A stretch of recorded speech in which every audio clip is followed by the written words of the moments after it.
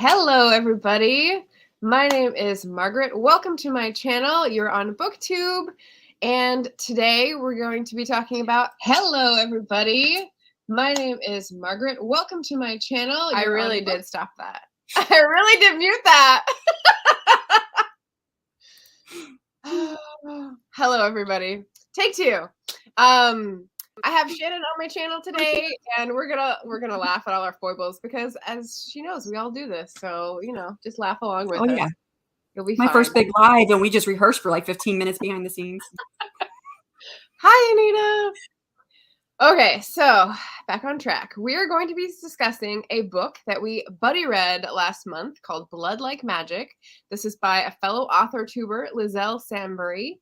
Yay! And Shannon has the actual book, which is beautiful. So it is beautiful. Yes, get a load of that cover. It is gorgeous.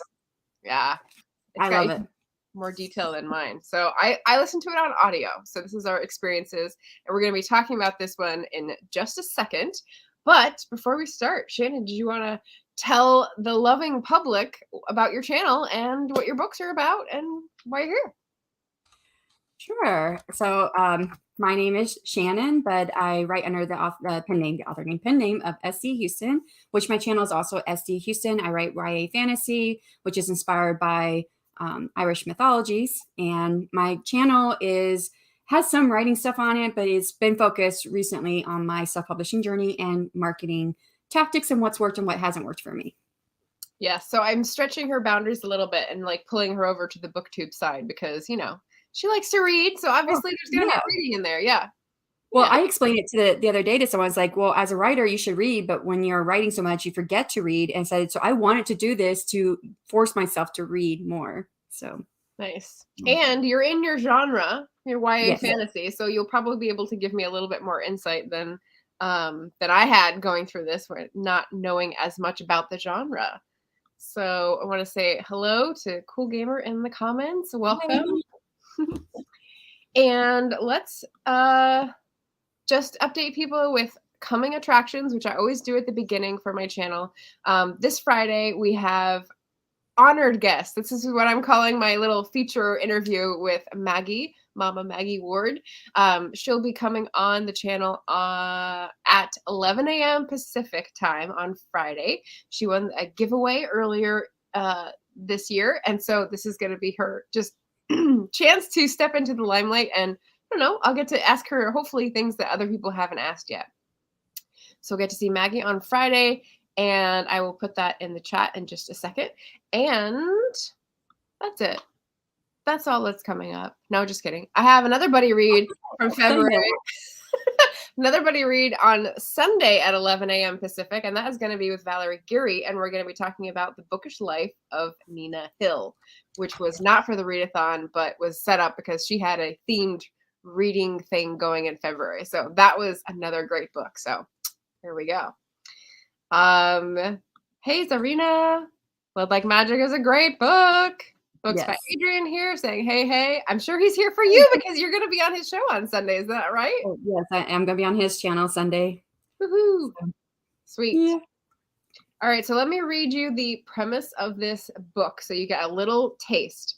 The description on Storygraph, the blurb for Blood Like Magic. A rich, dark, urban fantasy debut following a teen witch who's given a horrifying task, sacrificing her first love to save her family's magic. The problem is she's never been in love. She'll have to find the perfect guy before she can kill him. Okay, so that was my best attempt at evil laughter. And there's a whole lot going on in this book. So that's the blurb, but that's really only like the first chunk, and there's like 16 other ones to dive into. So when I do a buddy read discussion, usually I just have like first impressions and what made you pick up this book. So Shannon, why don't you take us off to begin with those two? Well, I actually first saw the book on Lizelle's channel when I was first learning about Authortube. And I fell in love with the cover. I thought the cover was so pretty. And then I found out it was YA fantasy. And I thought, okay, I think I could do this. Now the urban part, cause I'm not really into urban fantasy as much. I like, kind of older settings, but when I did look into it further, some people called it science fantasy. So it was, I knew that it was a little bit, yeah, there's quite a few people who put it as science fantasy. So I thought, okay, well then that means it's not current. I don't know how far in the future it is, but I thought, well, I'll give it a try. So that was my first impression of it. Nice. Okay. I haven't heard science fantasy. That's cool, but it's future, so it's like less fantasy, more science fiction-y. Okay, I can get behind that. That sounds good. Adrian saying thanks for the plug. For the record, I'm here because I'm subscribed and got the notification. Thank you, Adrian. Duly noted. There you go. At work and keeping it on in the background. Excellent. Great. Finishing touches on your outline. Yay. Oh, and Jen is here. Hello, Jenna. Hi, Jenna. Class ends in 10 minutes. Wanted to show the like button some love. I hope your students are doing an exercise and are keeping occupied. Okay, so my first impressions or like why I picked the book up, obviously I was following Lizelle on YouTube because she's got a very established presence, a very solid audience, a very solid Authortube game, I would say, in terms of having been here a long time, having gone through the querying journey, having opened up to people along the way. So she was great to subscribe to even before the book was out. And I picked up this book on Libro.fm, knowing, like with a particular feeling of knowing that it wasn't written for me and being okay with that, like having the feeling that Black authors want to be writing books that particularly appeal to the Black cultural experience. And so that I would not understand everything going in, but that was okay. I wanted to observe and learn and support that author. And so that was my like, yes, I'm excited to do this sort of feeling when I picked up the book. And also the cover was really pretty. So yeah. But that was sort of my like, I'm putting it out there that I know it's not written for me, and that's totally fine. And I appreciate that. And I'm still going in trying to support the author and learn new things. So old dog, new tricks, shall we say. Oh, Anita's saying science fantasy is when a book melds the science fiction and fantasy genres. And it does that. Me. Excellent. Okay, yeah. Shannon says it does that. One kid showed up and they're tending to their 3-month-old. Okay. She's giving commentary feedback. Oh, all right. Well, you're doing that while you're in the chat. You're very multi-talented. Yes. Okay, so how about general impressions? When you read the book and finished it and sort of sat back and thought, what was your demeanor? What were your initial like evaluations or impressions or feelings? So when I finished it, I thought, okay, I like that. I really do like it. But then my very first question that popped in my mind, which I don't know if this is getting way ahead of everything we're going to be doing, is why did she have to have that particular task? I feel that the lesson that Mama Jova was trying to teach Voya could have been done a different way.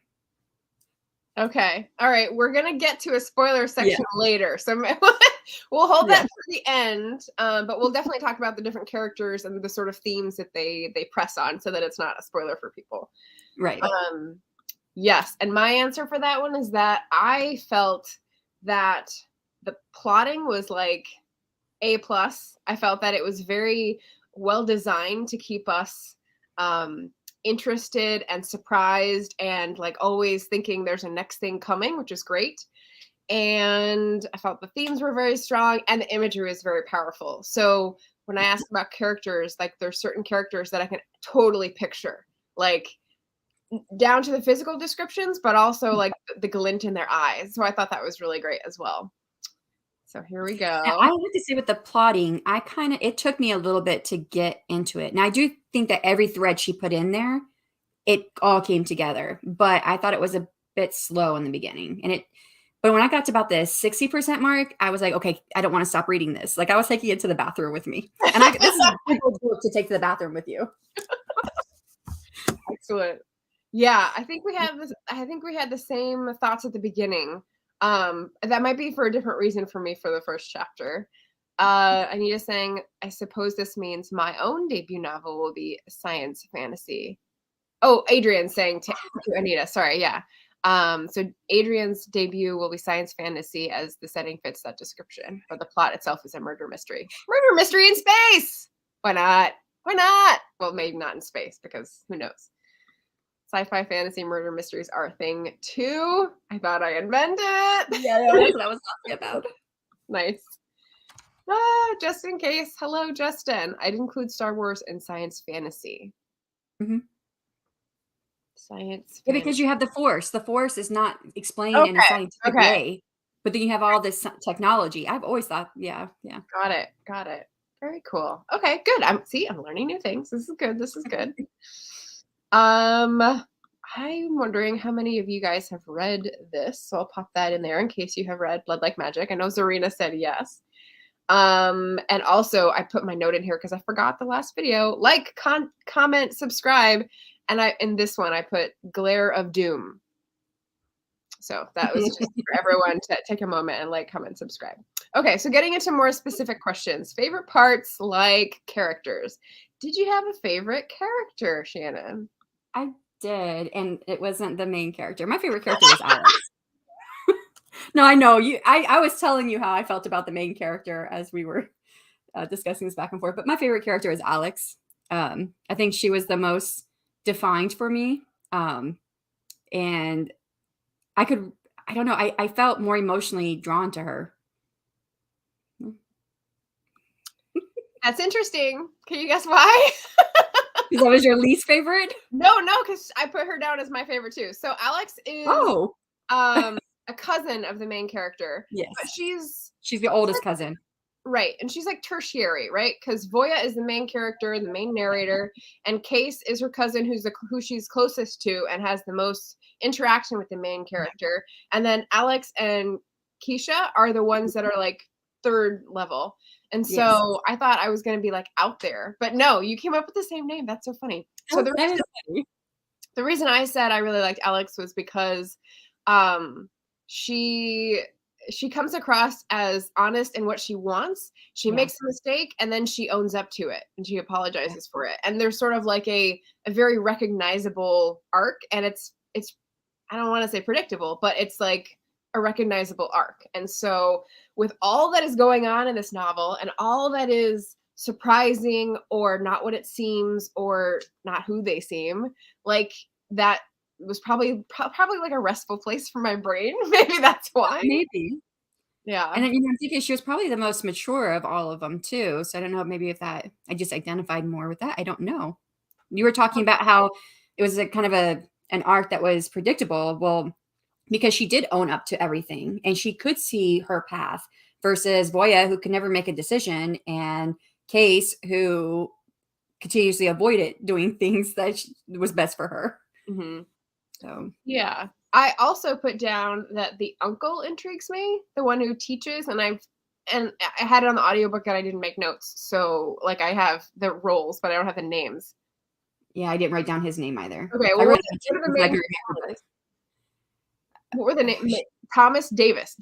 So the Davis family was the impure one, right? That they're connected. Impure family, yeah. And the uncle who teaches the kids but isn't allowed to say certain things, and he's one of the impure families. I thought he was really intriguing, and I think he may have an interesting part in the next book. So yeah. So that was very interesting to me. And then Voya's little sister. The narrator did such a perfect job being like the cutest little baby voice. So that was a really fun character too, because one of the reviewers I read the review of said they felt like the family was really nasty to each other and that the sister was the only one that was actually nice. And I thought, well, yeah, I mean, there's kind of a point there. Different family cultures, obviously, and environments. So yeah, but the baby sister was really cute. So Barrett's here. Hello, Barrett. Let's see. Justin saying some works labeled urban fantasy might as well be labeled science fantasy. It's often the case when the setting is post-apocalyptic. So this was not post-apocalyptic. Right. There's no, yeah, it's just sort of a continuation of our future and actually takes into account things that have happened and sort of carries on with like genetic developments and political developments and all these sorts of things. Very plausible. So that was, I think, a point in its favor for me. Yeah.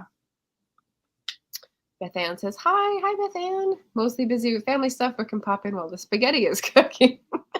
Awesome. Oh. All right. So characters. What do I have next? Realistic. So that's right where I was. What did you think about the realism of the setting and details in that sense? I thought it was well done, honestly. Especially, I mean, the book is set in 2049, and so it is a little bit in the future, but it's not so far that I don't think that there's too many things that we couldn't picture. And then what we don't have right now, I think she explained it well. And then the characters, I would say almost all the characters were well rounded for their portrayal. So I thought it was well done. Yeah. 2049 in, I'm going to say Toronto because I'm not Yes. from there, but the narrator made a point of saying Toronto every time, which kind of annoyed me. But yeah, so Toronto in 2049 and definitely set in Canada, definitely lots of jokes at the beginning about how Canadian you can be and how polite you can be. And that was kind of funny. And yeah, so if we want to expand a little on the premise, the character is in an extended family that lives in a house near a lake in a nice area of Toronto, and they're trinidad-canadian, I think is how they said it on the website. And the house was magically brought there from the south of the United States.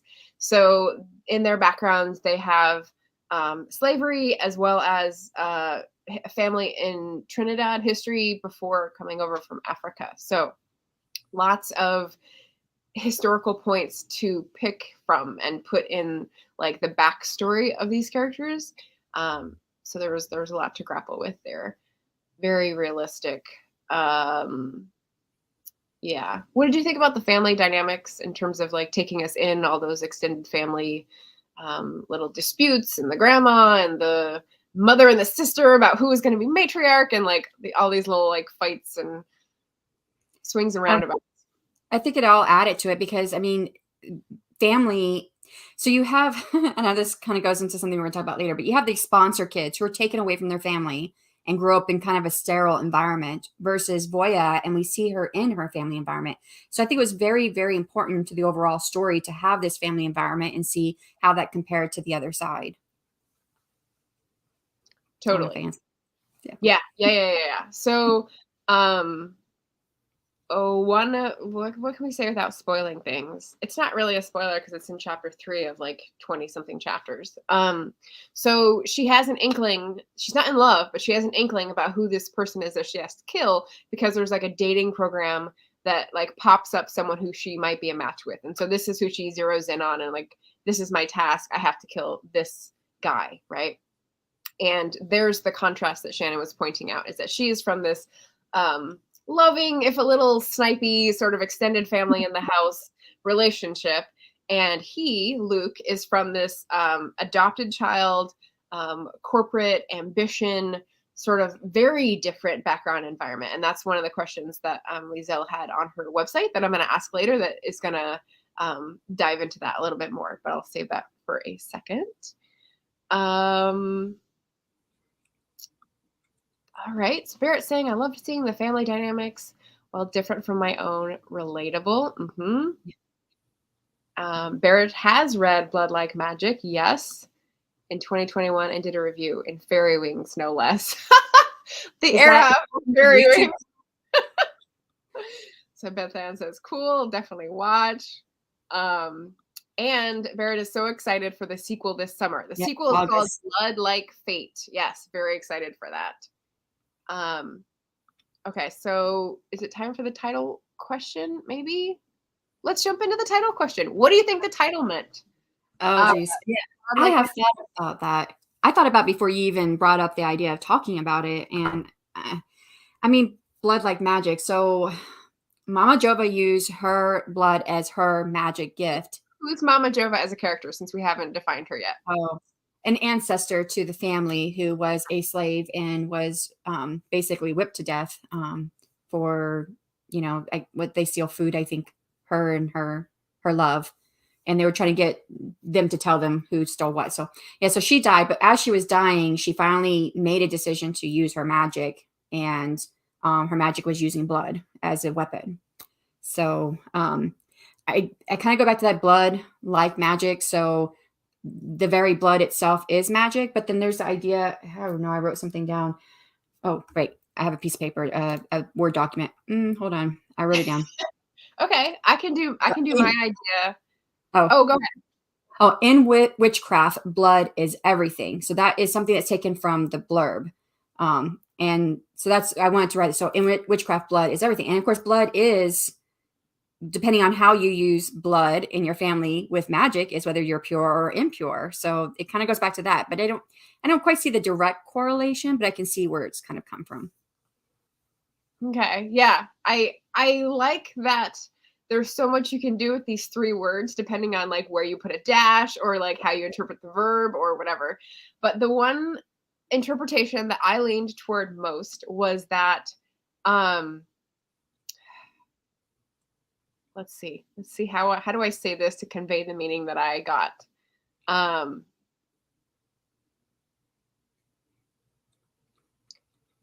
Okay, so I'm thinking of blood as being a stand-in word for family. And in this case, the family is like magic for Voya because she's so embedded, she's so supported. And even when they, fall down or disappoint her, she feels like she's rooted in that, and that's who's going to be there for her. So I feel like there's witchcraft, which is the greater umbrella of magic, but there's also the family that is around her and nurturing her that is like magic for her. So blood, like magic. Family created magic. I made that connection too, because not to plug my own book, but my first book, Blood of the Lily, blood is supposed to be the family. That's her family. The blood is her sister, so yeah. Ding, ding, ding, ding, ding. Nice. I like it. Okay, so that's the title. And I was helped by the fact that Blood Like Fate was the name of the second book. So then I could go, okay, so then how is that going to be different? And I was like trying to game it out. Let's see. I think it's a duology, Bert is saying. So maybe just the 2 books. Family magic too. So I thought the blood worked for that too. But then saying fairy wings makes a lot of other things forgivable. Okay. And agree with Shannon on the connection with the blood being the root of the family magic. Yes. Trying to be patient and finish current reads for this one. Failure. Jenna, this is shooting to the top of Jenna's to be read list. I like it. Yeah. Cool. All right. Let's see. I had, does it keep you guessing? Yeah, because, I had read the blurb. You and I talked about this. I had read the blurb when I first put it on my wish list, and then I promptly forgot it, which is easy for me to do, to forget things. So I'm not thinking about it, I forget it. So I started reading the book, and I took the jacket off when I was reading it. So I didn't have the jacket to hand. And I was like guessing with you. I was like, okay, so what's her power going to be? Duh. If I went back and read the blurb, I would have remembered that her, or that her task was going to be, killing her first love. Right.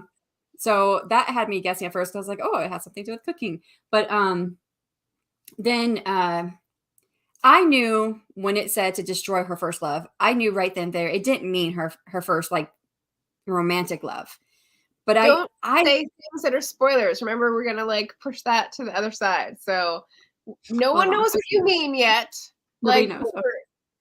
Okay. So I was wondering if, it did. It kept me. So I'll just say yes. Okay. To your question. Nice. Yeah. So it kept me guessing. Yes, there were lots of points where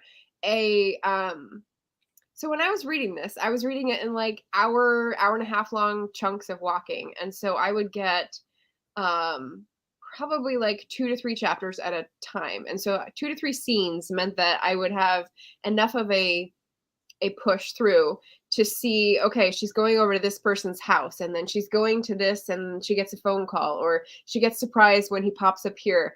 And so those actions definitely like popped up, and it kept me guessing. Kept me guessing.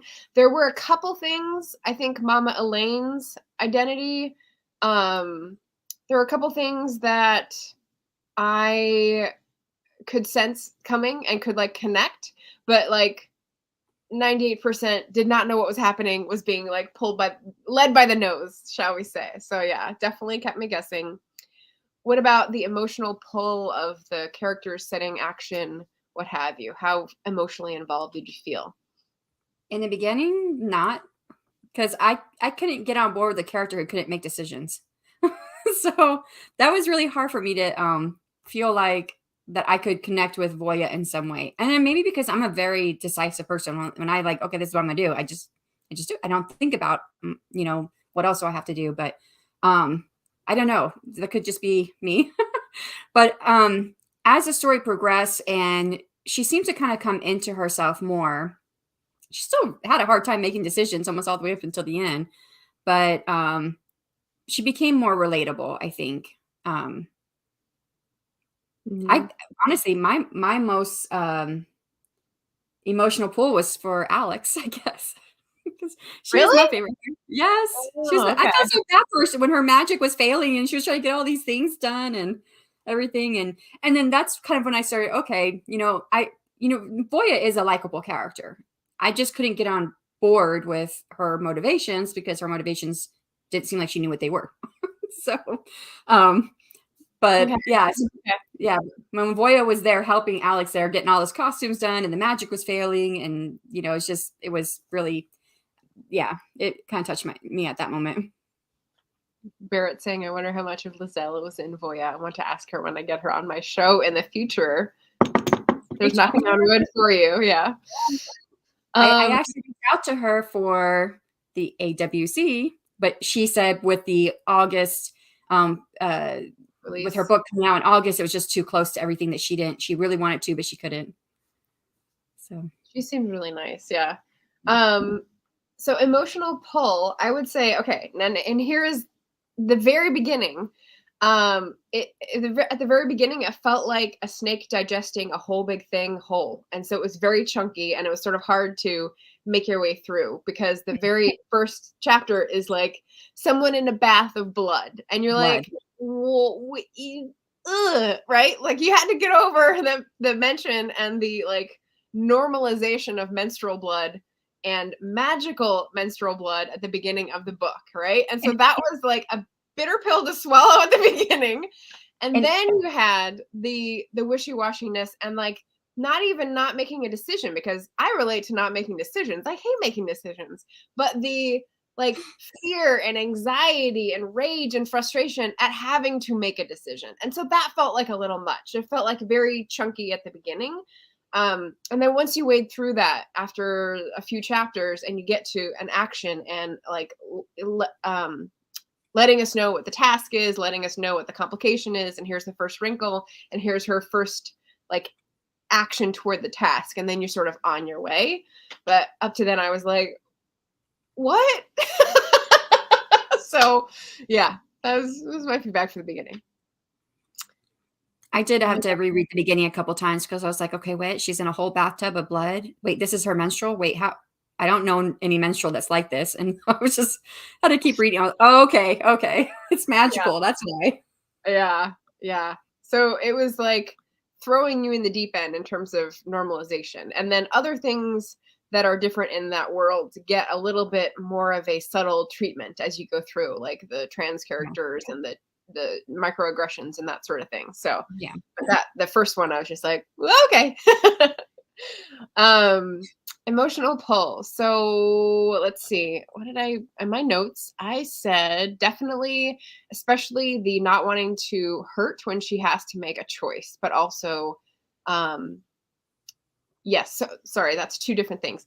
Not wanting to hurt anyone, and she says that, and you realize that the pure family not wanting to hurt anyone feels right, but then she has to make the decision or like be responsible for losing magic, and so it's a very difficult decision, and like that's an emotional pull for me. That's really good.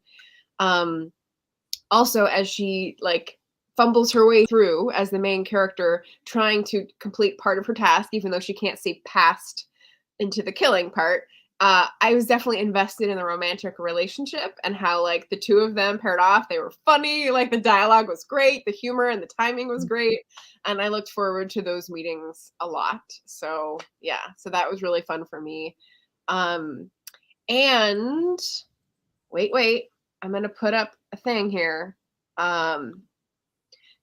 So I'll just put this up when I say something that might be a spoiler alert, so you can fast forward past it. What I thought was really interesting is that I felt like I was pulling away from Case when the magic was lessening towards the end. And so the eventual harm to that relationship felt like we were prepared for it. And that is another thing that I'm really intrigued for in the sequel, because you know, like never forgiving that person and the friendship being broken is one thing, but like the deftness of the authorial tools used to affect that at the end was like, I thought that was really, really good. So, But do you think that was the right choice though? Because we didn't feel as much like, because she chose Case and she gave her you gotta leave the spoiler alert up. I will. I don't have a button to push that because I needed that a few times. Yeah. But the fact that she pulled away from Case and you know, and she gave all these reasons for choosing her instead of Luke, it made me feel like okay, yeah, I'm on board. Yeah, let's go ahead. Case is the best idea. Let's do it. And then I didn't feel bad for Case, and I don't know if that was that the right way for me to feel, is not to feel bad for her. Like I can understand where Case is coming from, but I didn't feel as bad for her because I do think she did pull away from that relationship a little bit. Well, and it was kind of because of the world conditions, right? Because the magic was lessening, so she couldn't read her mind, so she wasn't in her thoughts, so she could protect herself and like not make that decision known to her already. And so that was one of those things where it felt inevitable, because the pulling away felt inevitable because of the mechanics of the magic. Yeah. Yeah, magic is so interesting in this. Yeah. Okay. Yeah, I think this person is not belong here. Let's see. So page turner. That was the last thing I had on here. Was it a page turner? I think we sort of went over that with the keep you guessing. So we talked about the title. Okay, let's dive into Mama Jova. Without spoilers, like let's talk about the ancestors and their sort of role in the magic, because I thought that was really unique. And definitely tell me if there's things you thought through for your series, because you might have something on this level for that. Okay. Maybe. What do you think? You're talking about Mama Jova. So I don't know what you're trying to get at, honestly. Oh, okay. So I'll start. So, Okay. Mama Jova is, as Shanon said before, one of the ancestors of the Thomas family. So she's an important character. She shows up as someone who appears to Voya, as everyone gets an ancestor during their calling and gives them a task. And Mama Jova is sort of like, oh, I should have. I just had a thought and then it vanished about like an equivalent. It's not Marley in Christmas Carol, but like the person you did not want to see, like the worst possible choice for your situation, and then she's the one you get, right? And so she gives her a task. It seems impossible. It's this really difficult choice for someone who already can't make decisions. So the role of the ancestors, and I think we'll just address this question now. Okay.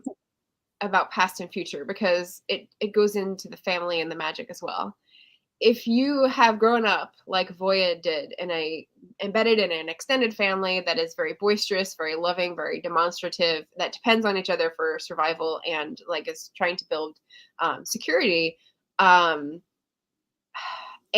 ancestors that they talk with and meet at Caravana every year, and I don't know that I would say worship, but definitely have relationships with and talk with, and it's something special.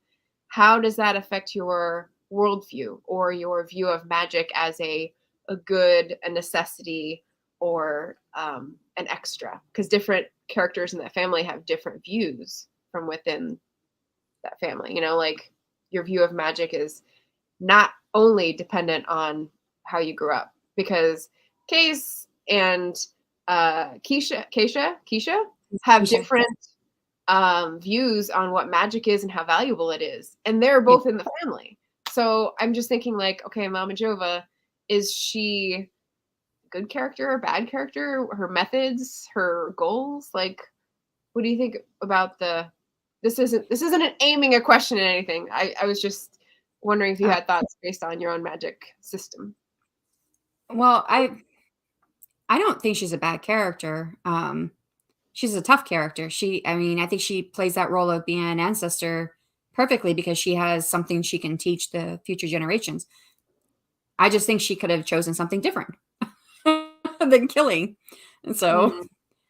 I just, yeah. But I think, okay, she's coming from an era where it was extreme for her. Life and death were extremes for her. So maybe that's what she was going off of. But I mean, if she can see how they're growing as people, like killing someone is not just an everyday thing, at least not for their family, right? They're pure. Then don't you think she would have picked something that would have kept the family going the direction that they wanted to go?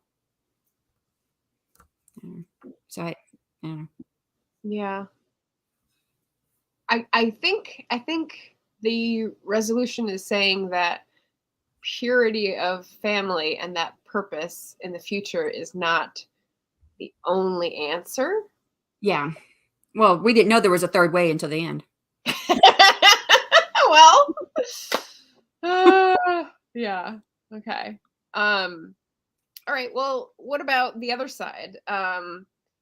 Not the impure side, but the non-family side. So if you are in Luke's family, for example, and you have foster siblings who you're competing with and you don't really feel kin with, and you're all oriented toward the future and gene manipulation and robotics, and you're used to living high on the hog and these sorts of things, then what is going to be your view of magic when you find out about it?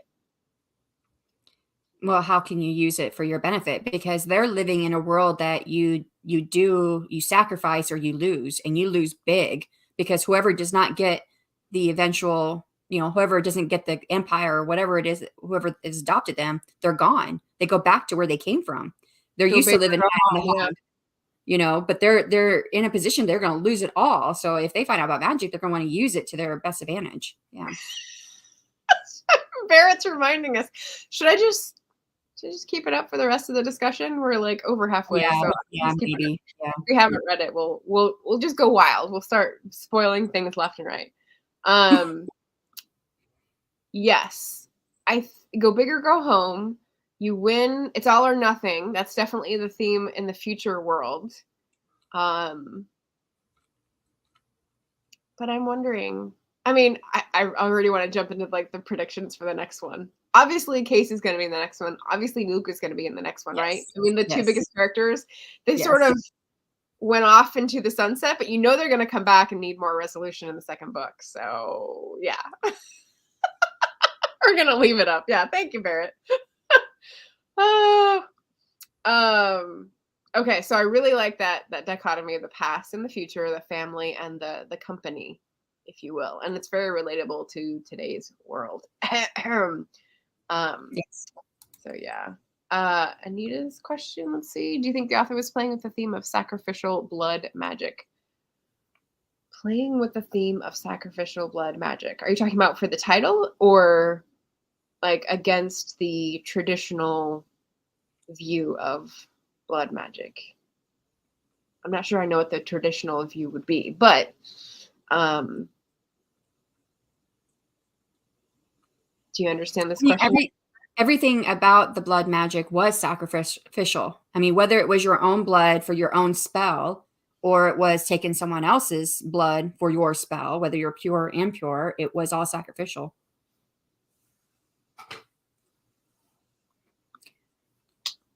Throughout the story, yes, definitely in the opening chapter. Super unusual. Playing with the theme of sacrificial blood magic.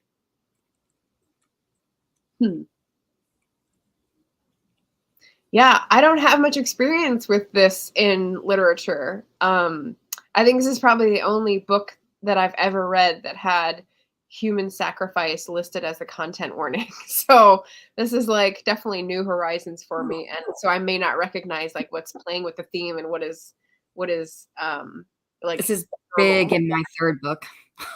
Is it? Okay. Yes. All right. Picked the right person to read this with. Okay, so we talked about Mama Jova and the ancestors. We talked about past and future. What about we suffer and survive? I really thought that was interesting. The family motto for the Thomas family, given their Trinidad to the south to the shores of Canada and still struggling. Is that serving them well? Is that holding them back? What do you think about the family motto? Oh, geez. So, okay. So the family motto, I think still stands, because even though this is a future where racism, homophobia, a lot of these things are a little bit less, they are still prevalent. And I mean, even the gender identification of their chips, right? But for them as a family specifically, there was a part of me that's like, okay, not to say that I guess maybe I'd be a pure witch. I don't know. I don't know that I could kill anybody, but I'm like, you guys have all this magic and you have this house I didn't quite get that part. It was supposed, the house they brought there, they didn't get a loan on it, yet they were still paying for the house in some way, but I didn't get that part. But I was like, you should be in a better position in your life than where you're at now with all the magic you have. So that's one thing I was thinking. I think that she put a lot of detail in there about the limits of the pure magic. So it was like you could only do so much per day. And so with all of them doing things, they could only like do so much for the beauty products or whatever payment without attracting attention, which would be dangerous, or using up the magic.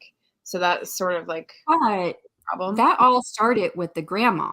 Before, the grandma grew up in an impure family. So you would think they would I would have been stashing money away. But isn't the grandma the one that brought them there?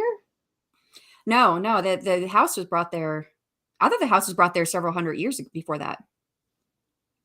We have differing memory. Someone help us out if they've read Yeah, I may not remember it right, but I had thought that it had come beforehand. I know the grandmother left, or most of her family left when she became pure. But she took over as the matriarch, which means she would have taken over any finances they had. Right. But I thought they were only able to move the house with impure magic. But not if she's matriarch, you're right. I don't know. I don't know how long. It seemed like the rule was that once you do a blood sacrifice of someone else, like you're impure for a long time. But it didn't say how long you had to be pure before you were to get rid of that smell. Yeah, to get rid of the smell of being impure. Yeah, it seemed like a longish time, like years. Yeah, but we don't know, because I mean, the grandma, she grew up in impure. She only killed one person though, right? Before the end. But so you wonder how long that stink was on her. Yeah, the smell, the ash. It was an ashy smell or smoky. Yeah, I think it was ash. Yeah. Interesting. Eric says he doesn't think it was clear about I think he's talking about the house. I don't know. Systems is common to have blood spilled in exchange for magic. It's a fantasy trope. Okay, I'm not as familiar with this one. Eric said he doesn't think it was clear. Okay, yeah. Well, maybe we'll get more details on that. So purity and impurity is foggy in terms of the start, but we've got a division in the magic community which sets aside pure families who think they're better than impure families who still protect the whole witchcraft community. So that's an interesting. I don't know if anyone sees parallels to this in our real world, but yeah, people who get themselves dirty, who are supposedly protecting others who are weaker. So. Yeah. The timeline. Yeah, go ahead. Oh, I was just saying, I do think it was an interesting dichotomy, the distinction between those two types of magics, and they're constantly compared throughout the book. So you get a lot of information on it. Barrett's saying I do, and I already forgot what I asked. Do you know what he said I do too? You don't remember? I remember. It's like 10 seconds ago. Let's go. Oh my gosh. Okay, so what are some of the fun details that we remember that are like favorite parts? I already mentioned the dialogue with the romantic. What's that? I don't have the bandwidth for that. Favorite parts? No. Oh, no, oh yeah. Okay. Right. Sorry. You need to put quotes around it for me to get it. Okay, so that was one of the turns of phrase. I love the turns of phrases that she had in the book that had to do with the technology, but it was like their cuss words in a lot of ways too. Yeah, this is one of my favorites. But I was trying to figure out how hacked is different from sparked, and I couldn't really, but I was like, well, they're both close enough to the F word that there you go. Get sparked. I loved it. That's hack. Yeah. I loved what did I sent you a text message where it was when she was in line waiting for some food item and talking about the food, and I was some kind of poutine, and I was like drooling. So she does really good food descriptions, which is just like a hobby, which is just really, really cool. And see, that's where my mind went with the food, because her love for cooking is very obvious. It's all throughout the book. She's doing all these things. She's taking part in this competition. So we're still on spoiler alert, right? Yeah. So when she was told that she had to destroy her first love, my thought went to her cooking, not to the boy, because I was like, well, how would she expect her to fall in love in 30 days? So I don't know. Yeah, but she has that thing. She has that in her thinking process where she goes, well, it wouldn't be my family, it wouldn't be my granny, it wouldn't be my mom, because that feels like dutiful love, and it wouldn't be this cooking or whatever, because that feels like something that I was expected to do, or like the cousin, whatever it was. And so she very methodically takes us through like her finally able to face what the actual task is at the end, and I thought that was good. The cooking, and that was just all misleading because it was still a family member. The granny though, like that at the end, it's nice poutine has survived to the future, says Anita. right. But okay, since we're on spoiler alert, trapping a brain and a soul within a robot, I did not see that coming. First of all, I thought that was kind of weird. I was like, what? How is that not killing a person? What? Yeah. I thought the same. No, same thing. I was like, how is that not killing a person? Because but I guess if you think the soul is the only part of the person that's really a person versus their body. But I like the fact that she did drop hints, or not hints. She kind of, set up the scene by having the robot in previous scenes, and not always just visually, but it was talked about because Luke talked about it before. So it wasn't like it was something that just came out of nowhere, but in a way it felt like it came out from nowhere, the solution. Yeah.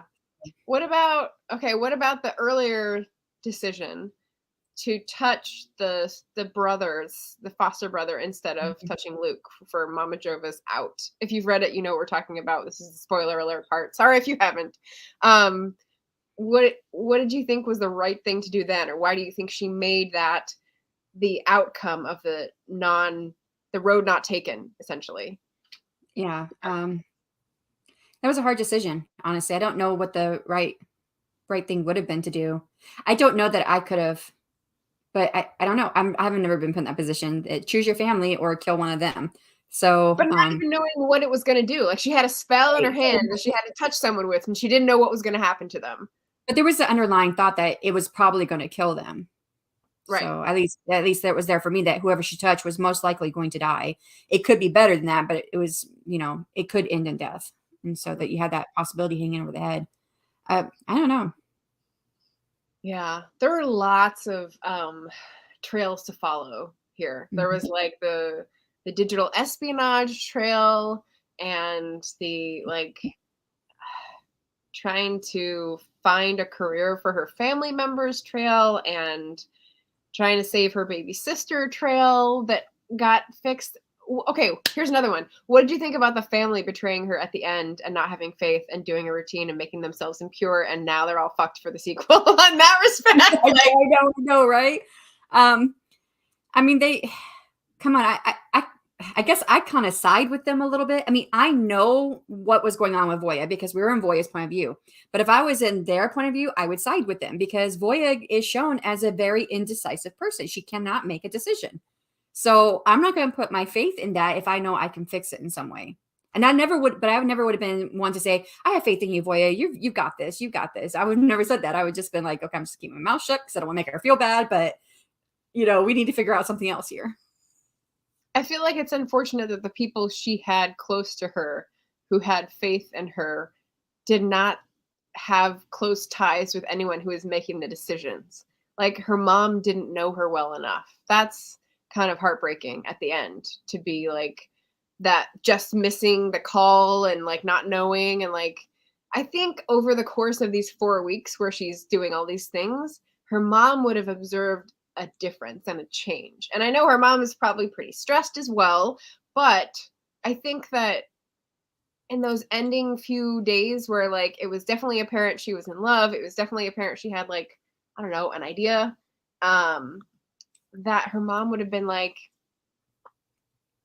you're ready to do this, right? Like I can tell you're going to do this task. And I don't know. But the fact that my win.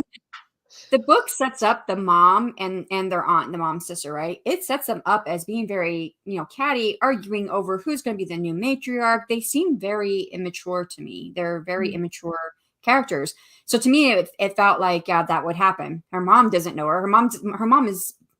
I felt her mom was more selfish. Like she thought about her and what she was going to be doing. And, I mean, I do feel that she cared for Voya, that she loved Voya, but I think she was just kind of selfish. I'm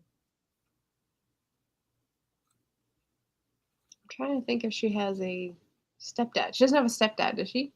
No. Okay, she has the dad that came back, so there wasn't room for a stepdad.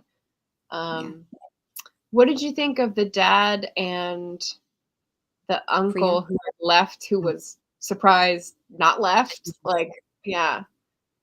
That was a really weird scene with the uncle that had left, because I was like, 1 minute I didn't know if he was going to be rude and hit her or something, or if he was going to treat her like family, or what. I was confused by how that scene was supposed to go, and then it as it was happening, I kept thinking, okay, how's this going to go? How's this going to go? And I mean, of course, it turned out the way it did, but I don't know. I'm not really sure. I'd have to go back and read that scene because I'm not really sure. I kept thinking, I don't know what this really adds. She could have found this information a different way. Yeah.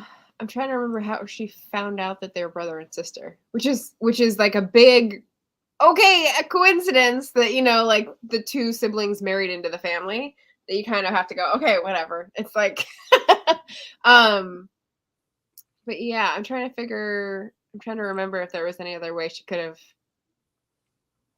I think basically it was methodically going to all the information routes she could, right? She went to the Thomases. Yeah. She tried to find her uncle. She tried to like look it up online in the digital database. She went to her cousin who would have stuff on the blogs.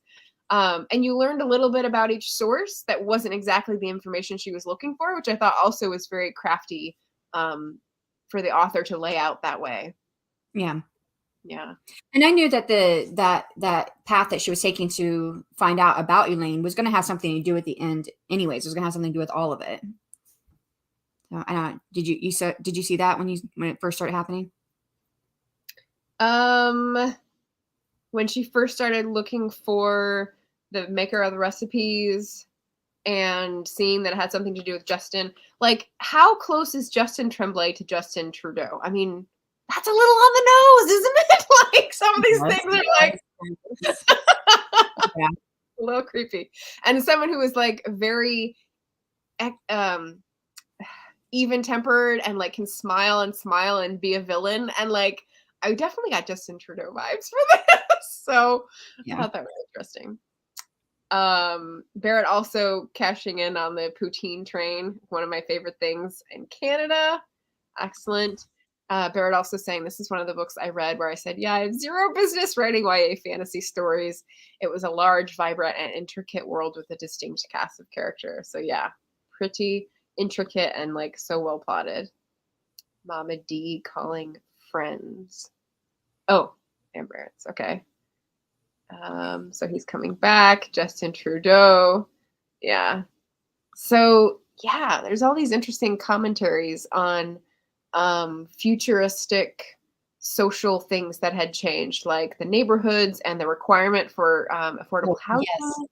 Like there were some really interesting social experiment ideas that I was like, ooh, like plausible. Again, realistic and plausible.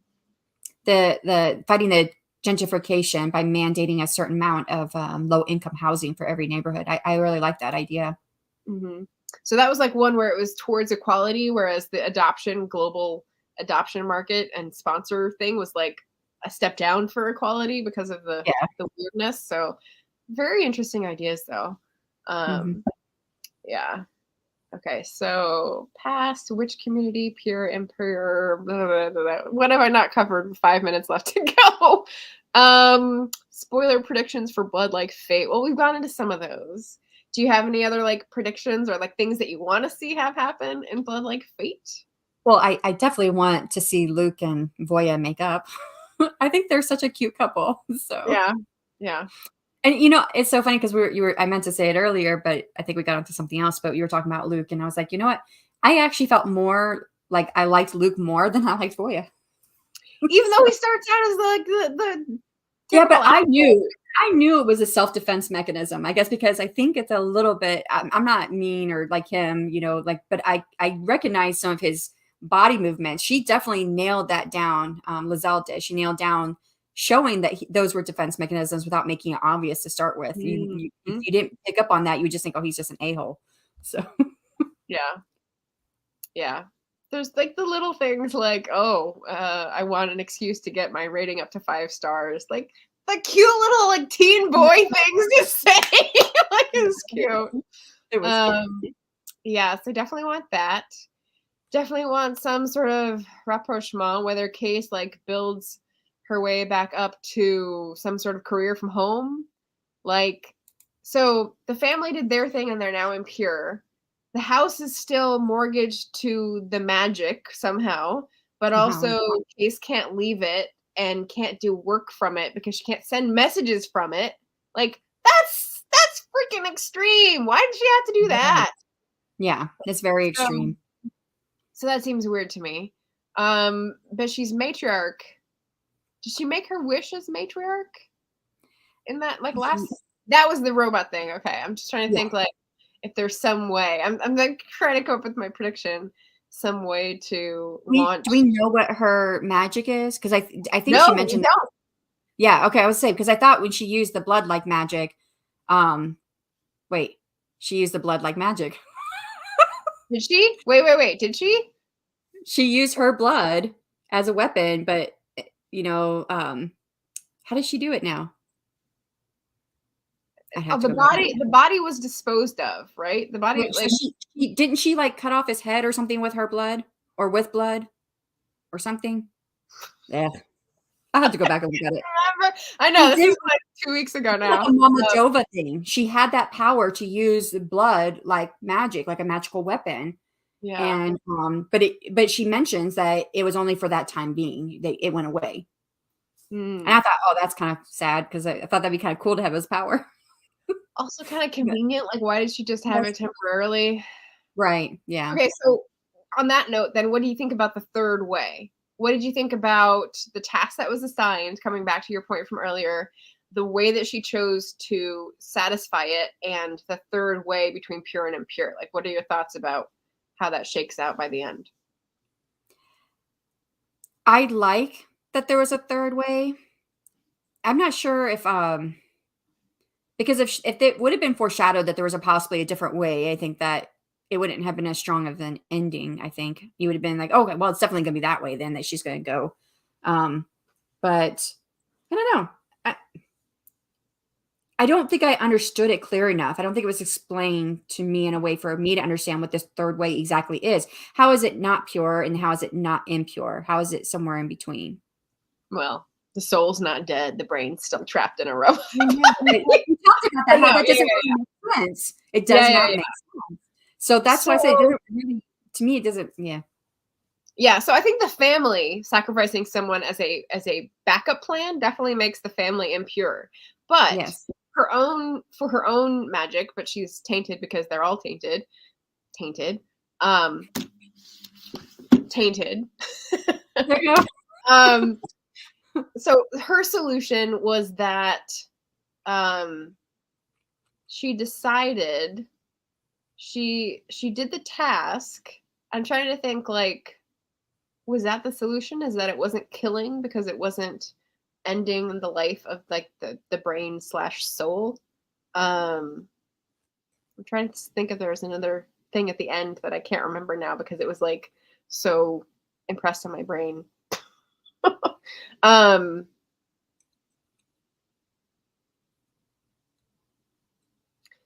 Going back to the third way of Mama Jova. So I think what she was trying to get Voya to decide on was to make tough decisions, even when they're impossible, because not deciding will also hurt someone.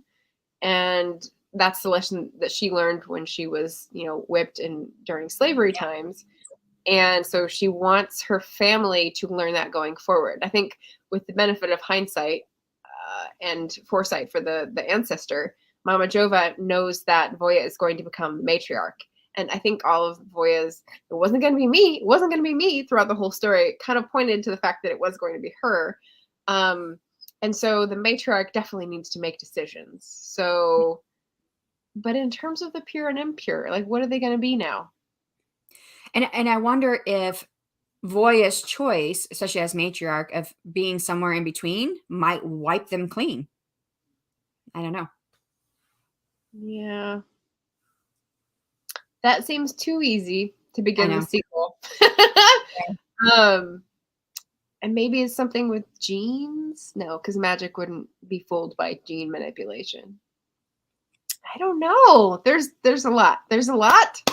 And it's going to be very interesting where the next one starts out. Okay, so let's take off this banner. Now that we can, no more spoilers. We're going to, I guess, sum up with, I guess I didn't ask you to get like a favorite line or something, but I'd get spoiled. Oh, I do. I have one.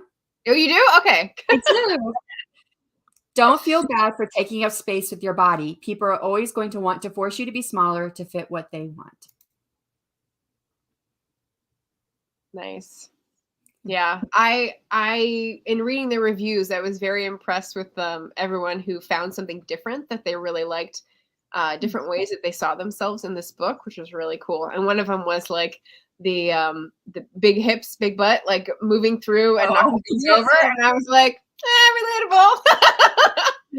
So I work behind a counter at a liquor store where there's alcohol all behind me, and we have these big old chairs, and every time I try to go buy a chair, my hips are hitting bottles. I'm like, I'm gonna break one of these things one of these days. I've knocked a few off.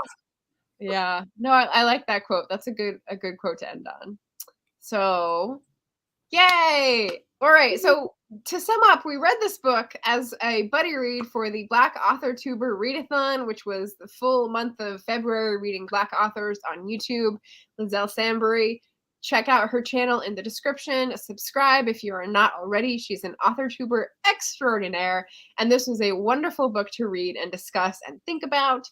And we're all excited for the sequel, of course, that is coming out in August, right?